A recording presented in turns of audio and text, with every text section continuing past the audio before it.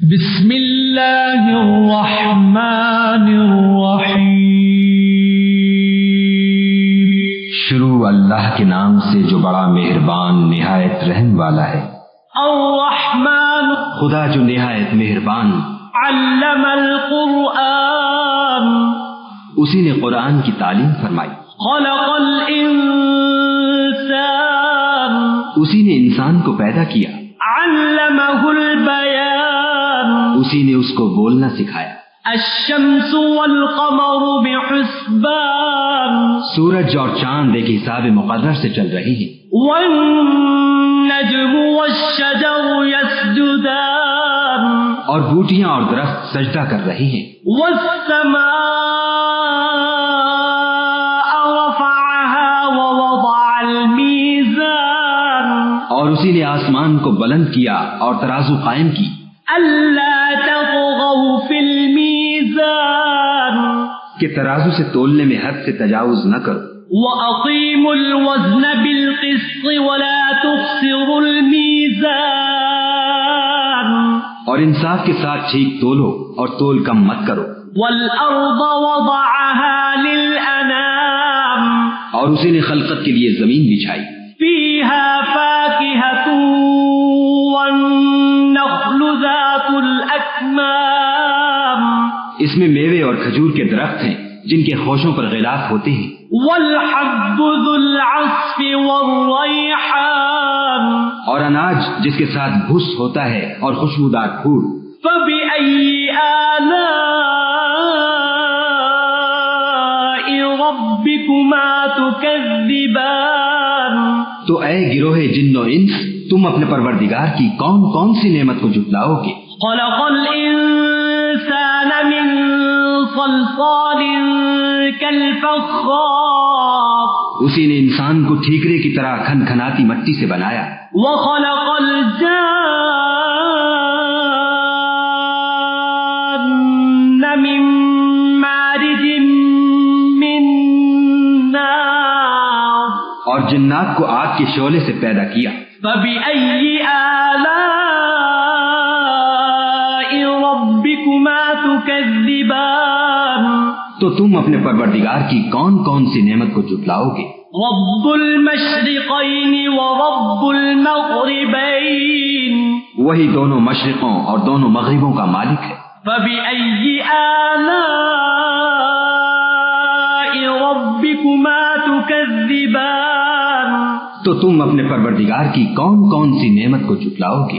مرج البحرين يلتقيان، اسی نے دو دریا رواں کیے جو آپس میں ملتے ہیں۔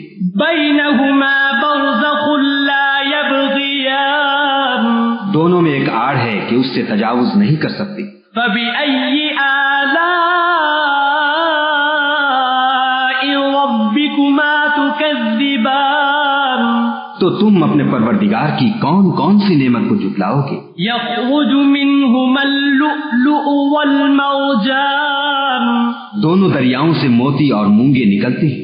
فبأي آلاء ربكما تكذبان، تو تم اپنے پروردگار کی کون کون سی نعمت کو جھٹلاؤ گے؟ وله الجوار المنشآت في البحر كالأعلام، اور جہاز بھی اسی کے ہیں جو دریا میں پہاڑوں کی طرح اونچے کھڑے ہوتے ہیں۔ فبأي آلاء ربكما تكذبان، تو تم اپنے پروردگار کی کون کون سی نعمت کو جھٹلاؤ گے؟ كل من عليها فان، جو مخلوق زمین پر ہے سب کو فنا ہونا ہے۔ ويبقى وجه ربك ذو الجلال والإكرام، اور تمہارے پروردگار ہی کی ذات بابرکت جو صاحب جلال و عظمت ہے باقی رہے گی۔ فبأي آلاء ربكما تكذبان، تو تم اپنے پروردگار کی کون کون سی نعمت کو جھٹلاؤ گے؟ يسأله من في السماوات والأرض كل يوم هو في شأن، آسمان اور زمین میں جتنے لوگ ہیں سب اسی سے مانگتے ہیں، وہ ہر روز کام میں مصروف رہتا ہے۔ فبأي آلاء ربكما تكذبان تو تم اپنے پروردگار کی کون کون سی نعمت کو جھٹلاؤ گے؟ سنفرغ لكم أيها الثقلان اے دونوں جماعتوں، ہم ان قریب تمہاری طرف متوجہ ہوتے ہیں۔ فبأي آلاء ربكما تكذبان تو تم اپنے پروردگار کی کون کون سی نعمت کو جھٹلاؤ گے؟ يا معشر الجن والإنس إن استطعتم أن تنفذوا من أقطار السماوات والأرض فانفذوا لا تنفذون إلا بسلطان اے گروہ جن و انس، اگر تمہیں قدرت ہو کہ آسمان اور زمین کے کناروں سے نکل جاؤ تو نکل جاؤ، اور زور کے سوا تو تم نکل سکنے ہی کہ نہیں۔ فبأي آلاء ربكما تكذبان تو تم اپنے پروردگار کی کون کون سی نعمت کو جھٹلاؤ گے؟ يرسل عليكما شواظ من نار ونحاس فلا تنتصران تم پر آگ کے شعلے اور دھواں چھوڑ دیا جائے گا تو پھر تم مقابلہ نہ کر سکو گے۔ فبأي آلاء ربكما تكذبان تو تم اپنے پروردگار کی کون کون سی نعمت کو جھٹلاؤ گے؟ فإذا انشقت السماء فكانت وردة كالدهان پھر جب آسمان پھٹ کر تیل کی تلچھٹ کی طرح گلابی ہو جائے گا تو وہ کیسا ہولناک دن ہوگا۔ فبأي آلاء ربكما تكذبان تو تم اپنے پروردگار کی کون کون سی نعمت کو جھٹلاؤ گے؟ فيومئذ لا يسأل عن ذنبه إنس ولا جان اس روز نہ تو کسی انسان سے اس کے گناہوں کے بارے میں پرسش کی جائے گی اور نہ کسی جن سے۔ فبأي آلاء ربكما تكذبان تو تم اپنے پروردگار کی کون کون سی نعمت کو جھٹلاؤ گے؟ يعرف المجرمون بسيماهم فيؤخذ بالنواصي والأقدام گناہ گار اپنے چہرے ہی سے پہچان لیے جائیں گے تو پیشانی کے بالوں اور پاؤں سے پکڑ لیے جائیں گے۔ فبأي آلاء ربكما تكذبان تو تم اپنے پروردگار کی کون کون سی نعمت کو جھٹلاؤ گے؟ هذه جهنم التي يكذب بها المجرمون یہی وہ جہنم ہے جسے گناہ گار لوگ جھٹلاتے تھے۔ يطوفون بينها وبين حميم آن وہ دوزخ اور کھولتے ہوئے گرم پانی کے درمیان گھومتے پھریں گے۔ فبأي آلاء ربكما تكذبان تو تم اپنے پروردگار کی کون کون سی نعمت کو جھٹلاؤ گے؟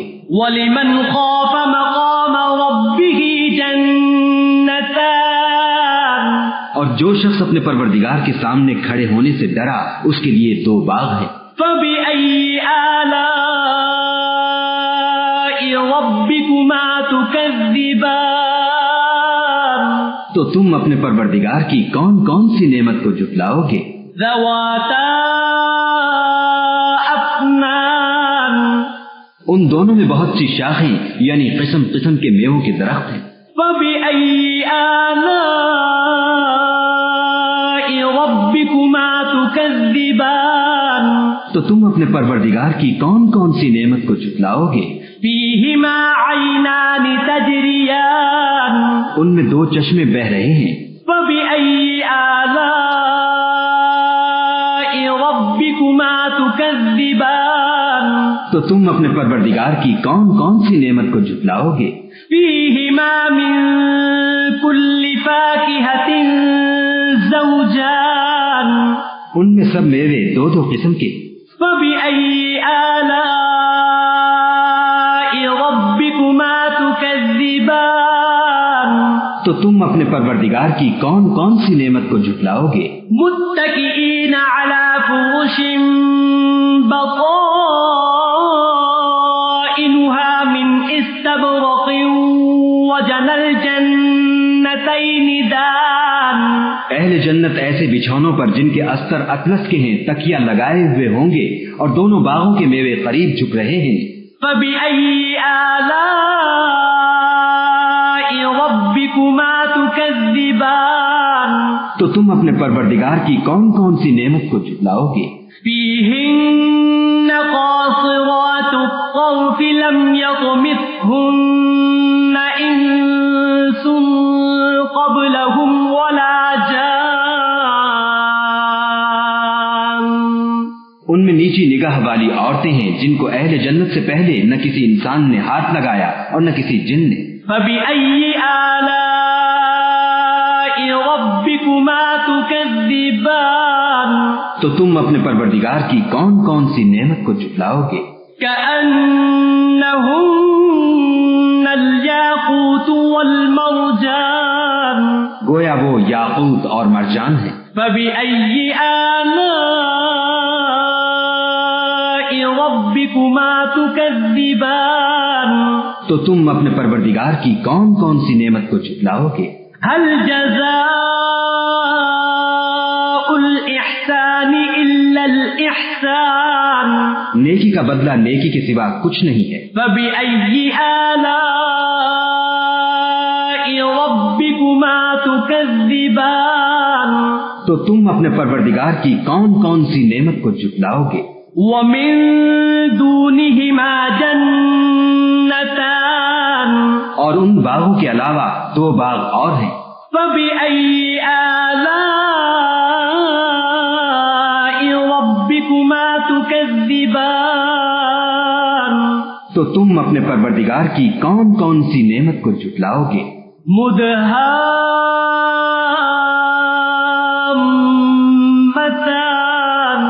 دونوں خوب گہرے سبز. فبأي آلاء ربكما تكذبان.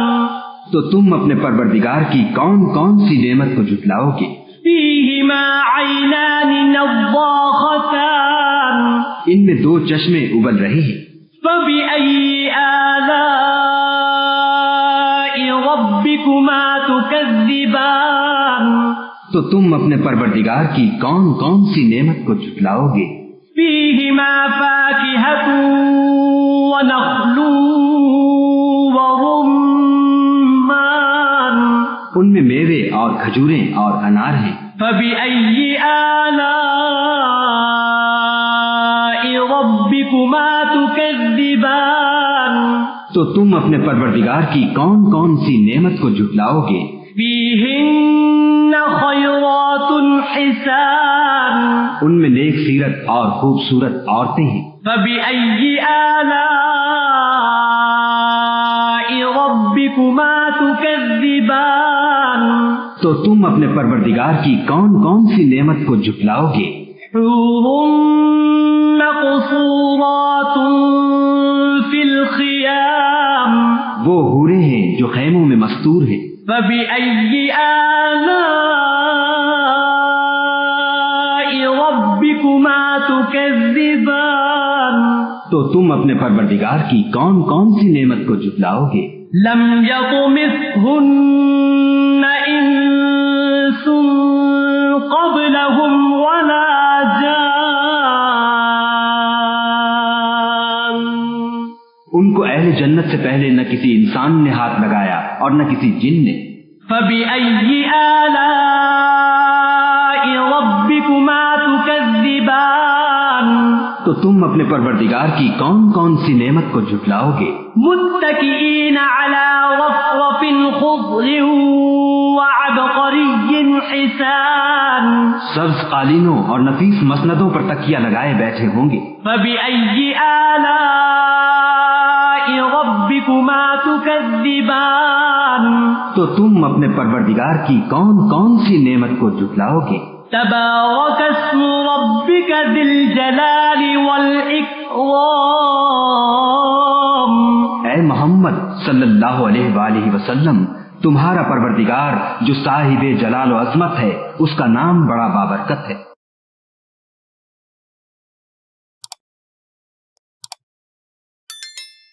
बिस्मिल्लाहिर्रहमानिर्रहीम।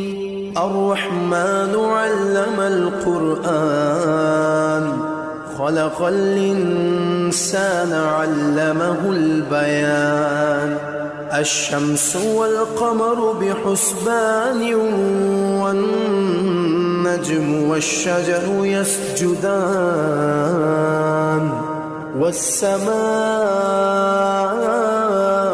रफ़अहा ववضअल मीज़ान, अल्ला ततग़ौ फ़िल मीज़ान। वअक़ीमुल वज़्न बिलक़िस्ति वला तुख़्सिरुल मीज़ान। वल्अर्ज़ वضعहा लिलअनाम, फ़ीहा फ़ाकिहةٌ वन्नख़्लु ذातुल अक्माम, वल्हब्बु ذुल अस्फ़ि वर्रैहान। फ़बिअय्यि आलाइ रब्बिकुमा तुकज़्ज़िबान। खलक़ल इंसान मिन सलसालिन कल्फ़ख़्ख़ार, वख़लक़ल जान्न मिन मारिजिम मिन नार। फ़बिअय्यि आलाइ रब्बिकुमा तुकज़्ज़िबान। रब्बुल मशरिक़ैन व रब्बुल मग़रिबैन, फ़बिअय्यि आलाइ रब्बिकुमा तुकज़्ज़िबान। मरजल बहरैन यल्तक़ियान, बैनहुमा बरज़ख़ुन ला यबग़ियान। फ़बिअय्यि आलाइ रब्बिकुमा तुकज़्ज़िबान। यख़्रुजु मिनहुमल लुअ्लुअु वल मरजान, फ़बिअय्यि आलाइ रब्बिकुमा तुकज़्ज़िबान। वलहुल जवारिल मुनशआतु फ़िल बहरि कल्अअलाम, फ़बिअय्यि आलाइ रब्बिकुमा तुकज़्ज़िबान। कुल्लु मन अलैहा फ़ान, वयब्क़ा वज्हु रब्बिका ज़ुल जलालि वल इक्राम। फ़बिअय्यि आलाइ रब्बिकुमा तुकज़्ज़िबान। यसअलुहु मन फ़िस्समावाति वल अर्द, कुल्ल यौमिन हुवा फ़ी शअन। फ़बिअय्यि आलाइ रब्बिकुमा तुकज़्ज़िबान। सनफ़्रुग़ु लकुम अय्युहस सक़लान, फ़बिअय्यि आलाइ रब्बिकुमा तुकज़्ज़िबान। या मअशरल जिन्नि वल इंसि इन इस्ततअतुम अन तनफुज़ू من أقطار السماوات والأرض فانفذوا لا تنفذون إلا بسلطان. فبأي آلاء ربكما تكذبان؟ يرسل عليكما شواظ من نار، يرسل عليكما شواظ من نار شمس فلا تنتصران فبأي آلاء ربكما تكذبان فإذا انشقت السماء فكانت وردة كالدهان فبأي آلاء ربكما تكذبان فيومئذ لا يسأل عن ذنبه إنس ولا جان فبأي آلاء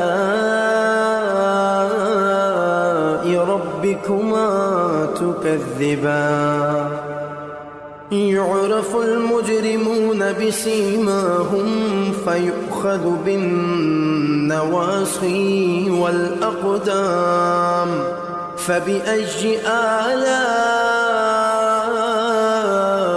ربكما تكذبان هذه جهنم التي يكذب بها المجرمون يطوفون بينها وبين حميم آن فبأي آلاء ربكما تكذبان ولمن خاف مقام ربه جنتان فبأي آلاء ربكما تكذبان ذواتا أفنان فبأي آلاء ربكما تكذبان فيهما عينان تجريان فبأي آلاء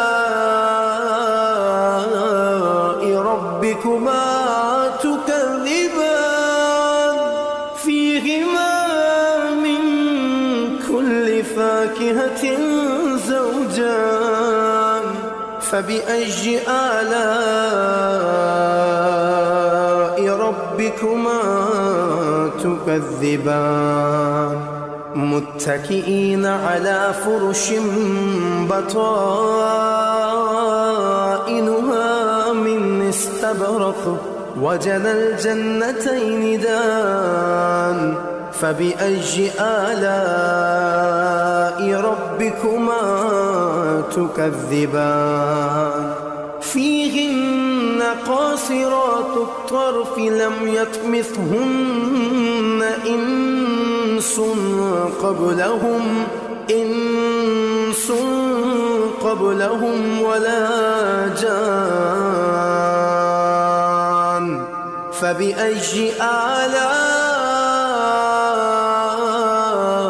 ربكما تكذبان كأنهن الياقوت والمرجان فبأي آلاء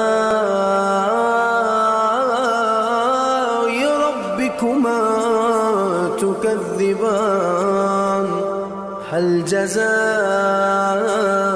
الإحسان إلا الإحسان فبأي آلاء ربكما تكذبان ومن دونهما جنتان فبأي آلاء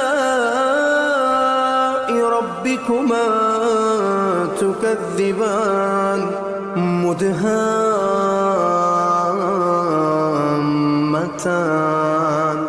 فبأي آلاء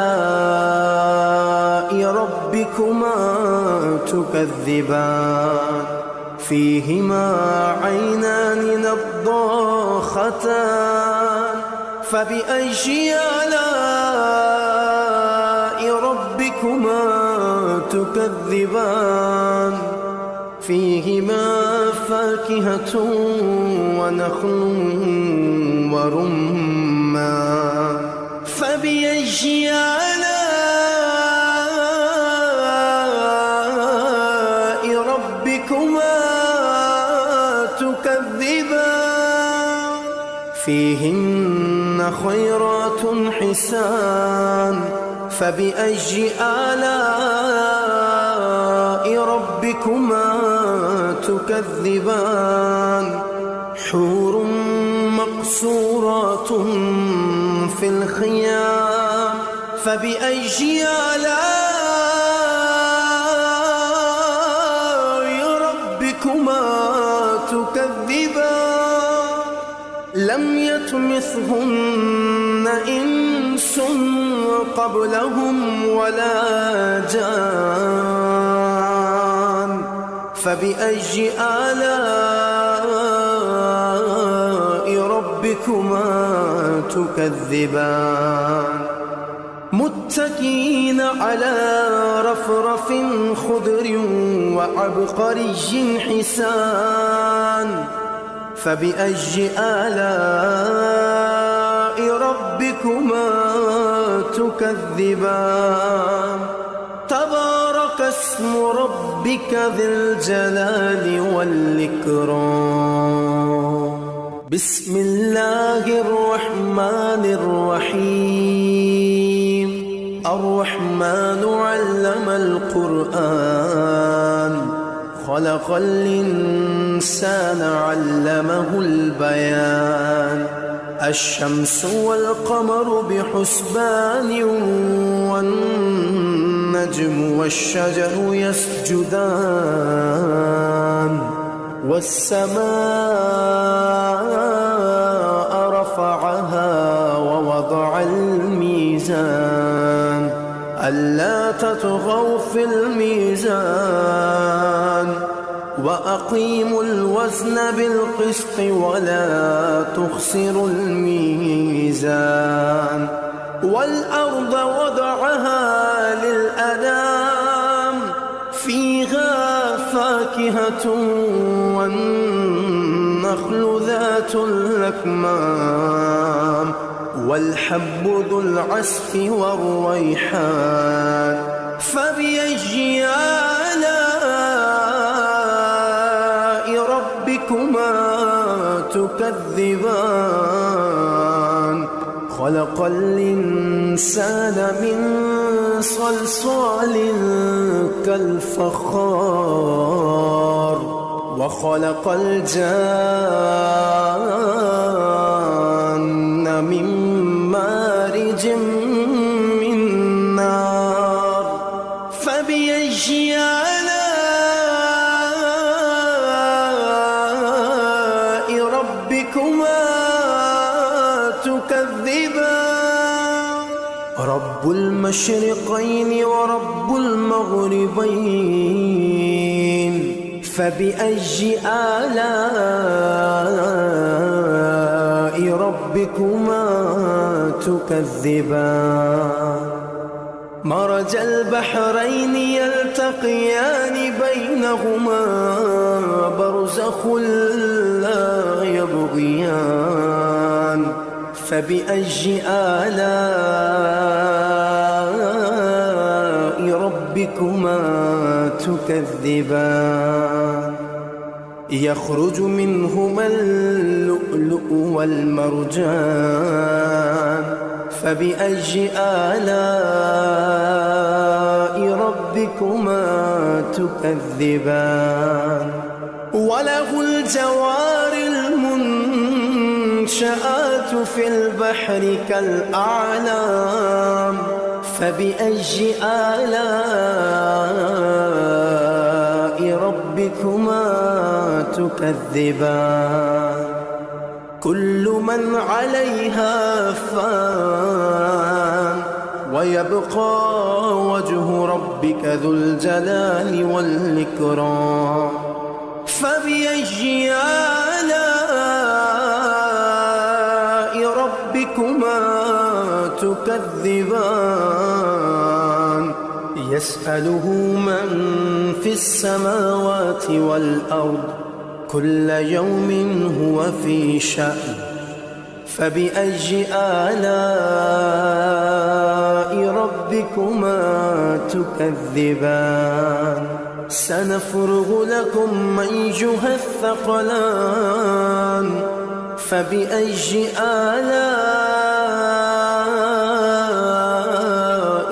ربكما تكذبان يا معشر الجن والإنس إن استطعتم أن تنفذوا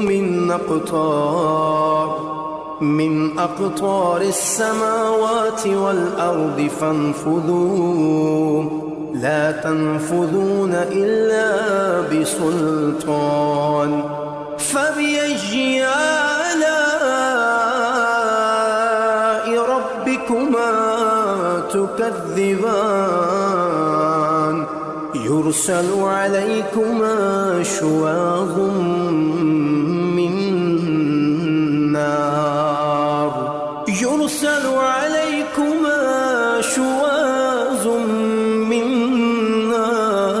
ونحاس فلا تنتصران فبأي آلاء ربكما تكذبان فإذا انشقت السماء فكانت وردة كالدهان فبأي آلاء ربكما تكذبان فيومئذ لا يسأل عن ذنبه إنس ولا جان فبأي آلاء ربكما تكذبان يعرف المجرمون بسيماهم فيؤخذ بالنواصي والأقدام فبأي آلاء ربكما تكذبان هذه جهنم التي يكذب بها المجرمون يطوفون بينها وبين حميم آن فبأي آلاء ربكما تكذبان ولمن خاف مقام ربه جنتان فبأي آلاء ربكما تكذبان ذواتا أفنان فبأي آلاء ربكما تكذبان فيهما عينان تجريان فبأي آلاء ربكما تكذبان فيهما من كل فاكهة زوجان فبأي آلاء ربكما تكذبان متكئين على فرش بطائنها من استبرق وجنى الجنتين دان فبأي آلاء ربكما تكذبان فيهن قاصرات الطرف لم يطمثهن إنس قبلهم ولا جان فبأي آلاء ربكما تكذبان كأنهن الياقوت والمرجان فبأي آلاء ربكما تكذبان هل جزاء الإحسان إلا الإحسان فبأي آلاء ربكما تكذبان ومن دونهما جنتان فبأي آلاء ربكما تكذبان مدهامتان فبأي آلاء ربكما تكذبان فيهما عينان نضاختان فبأي آلاء ربكما تكذبان فيهما فاكهة ونخل ورمان فبأي آلاء ربكما تكذبان فيهن خيرات حسان فبأي آلاء ربكما تكذبان حور مقصورات في الخيام فبأي آلاء ربكما تكذبان لم يطمثهن إنس قبلهم ولا جان فبأي آلاء ربكما تكذبان متكئين على رفرف خضر وعبقري حسان فبأي آلاء ربكما تكذبان تبارك اسم ربك ذي الجلال والإكرام الرحمن علم القرآن خلق الإنسان علمه البيان الشمس والقمر بحسبان والنجم والشجر يسجدان والسماء رفعها ووضع الميزان ألا تطغوا في الميزان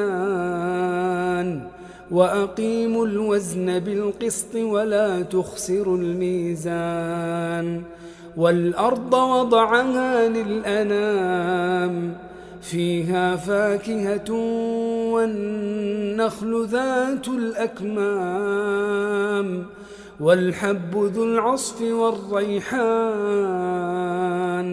فبأي آلاء ربكما تكذبان خلق الإنسان من صلصال كالفخار وخلق الجان من مارج من نار فبأي آلاء ربكما تكذبان رب المشرقين ورب المغربين فبأي آلاء ربكما تكذبان مرج البحرين يلتقيان بينهما برزخ لا يبغيان فبأي آلاء ربكما تكذبان يخرج منهما اللؤلؤ والمرجان فبأي آلاء ربكما تكذبان وله الجوار المنشآت في البحر كالأعلام فبأي آلاء ربكما تكذبان كل من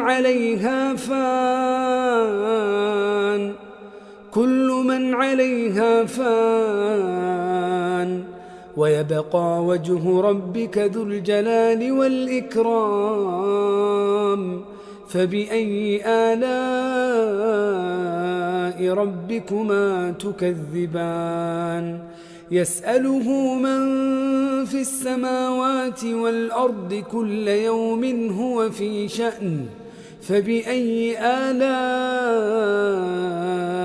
ربكما تكذبان سنفرغ لكم أيها الثقلان فبأي آلاء ربكما تكذبان يا معشر الجن والإنس إن استطعتم أن تنفذوا من أقطار السماوات والأرض فانفذوا لا تنفذون إلا بسلطان فبأي آلاء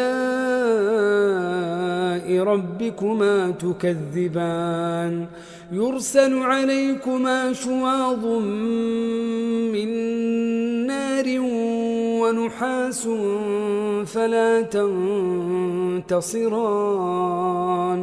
فبأي آلاء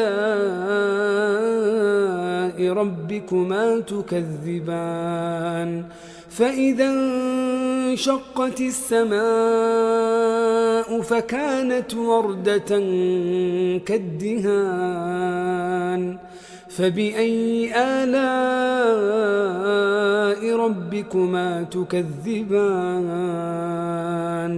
فيومئذ لا يسأل عن ذنبه إنس ولا جان فبأي آلاء ربكما تكذبان يعرف المجرمون بسيماهم فيؤخذ بالنواصي والأقدام فبأي آلاء ربكما تكذبان هذه جهنم التي يكذب بها المجرمون يطوفون بينها وبين حميم آن فبأي آلاء ربكما تكذبان ولمن خاف مقام ربه جنتان فبأي آلاء ربكما تكذبان ذواتا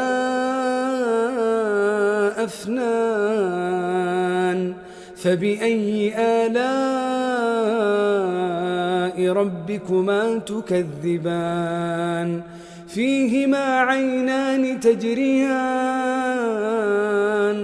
فبأي آلاء ربكما تكذبان فيهما من كل فاكهة زوجان فبأي آلاء ربكما تكذبان متكئين على فرش بطائنها من استبرق وجنى الجنتين دان فبأي آلاء ربكما تكذبان فيهن قاصرات الطرف لم يطمثهن إنس قبلهم ولا جان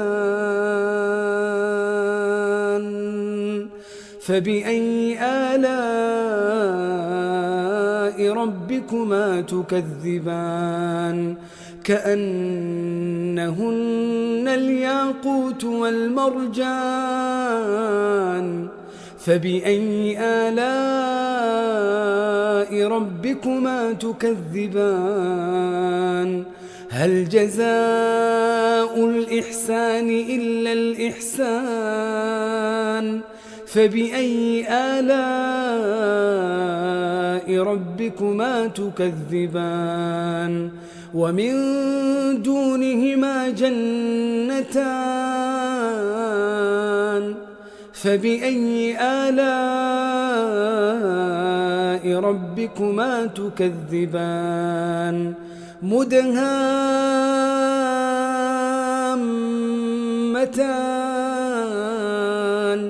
فبأي آلاء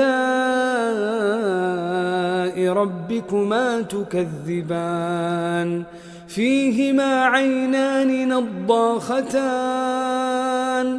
فبأي آلاء ربكما تكذبان فيهما فاكهة ونخل ورمان فبأي آلاء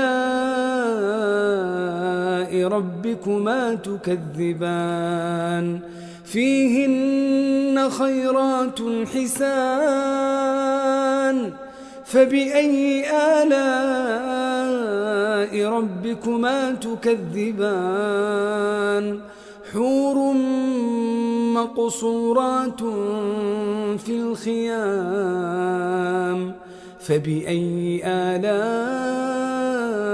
ربكما تكذبان لم يطمثهن إنس قبلهم ولا جان فبأي آلاء ربكما تكذبان متكئين على رفرف خضر وعبقري حسان فبأي آلاء ربكما تكذبان تبارك اسم ربك ذي الجلال والإكرام